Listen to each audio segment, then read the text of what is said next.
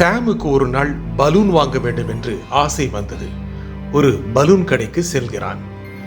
அந்த கடையில் வண்ணமயமான பலூன்கள் அடுக்கி வைக்கப்பட்டிருந்ததை கண்டு ஆச்சரியமடைகிறான்.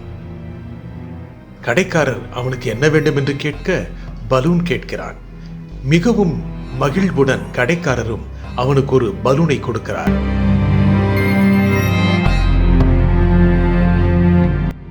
பலூனை பார்த்த அவன் அதை ஊதி பெரிதாக்குகிறான். அதன் மேல் அமர்ந்து கொள்கிறான். அந்த பலூன் அவனை மேலே விண்ணிற்கு அழைத்து செல்கிறது. வானில் பறக்கிறான் சாம். கீழே இருப்பவர்கள் எல்லாம் மிகவும் சிறியவர்களாக தெரிகிறார்கள். உலகில் தான் பெரியவன் என்று சாம் நினைக்கிறான். ஆனால் அது நிலைக்கவில்லை. ஒரு கணத்தில் அந்த பலூனில் காற்று போகிறது.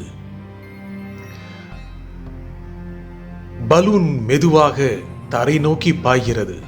சாமும் தரை நோக்கி வருகிறான். ஆனால் தரையில் அவன் எந்த பாதிப்பும் இன்றி விழுகிறான். அவனுக்கு காயம் எதுவும் ஏற்படவில்லை. பலூன் அவனை விட்டு பிரிகிறது. அவன் ஆச்சரியமடைகிறான். வாழ்வில் ஒரு உண்மை புரிகிறது. தரையில் தான் நிம்மதி இருக்கும், மகிழ்ச்சி இருக்கும்.